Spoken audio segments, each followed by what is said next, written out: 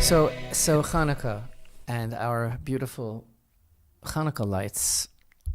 Some people might be wondering exactly how to do it. So I'd just like to mention a couple of ideas in Jewish tradition. First of all, we don't use like an electric bulb or something like that, but one can use candles and one can use oil with like a floating wick.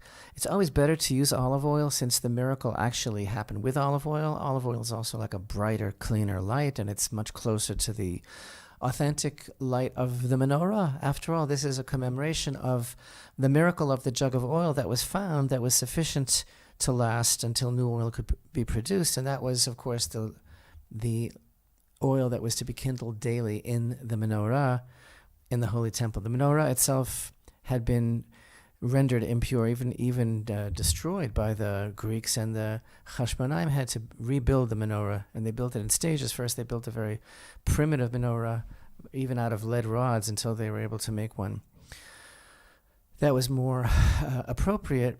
The light should be in a straight line, increasing from the first night 1, the second night 2, the third night 3. We light the new candle first. And there is a beautiful idea about the Chanukah lights that we don't find really with a lot of the other commandments, and that is that there is a special aspect of the commandment of the Chanukah lights to display them publicly, that they should be seen.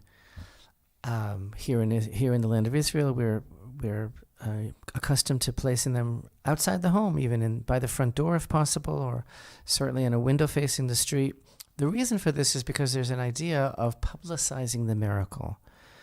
That the miracle that happened, we want everyone to know about it. We want to publicize it. There's even an idea that, it has to be in a place where people will be going by, and that as long as there are still, let's say a person didn't get to light it on time, which should be, let's say, right around the time of sunset, or perhaps half an hour after sunset, according to some people, and it should burn for like a half an hour until at least a half an hour after the stars come out.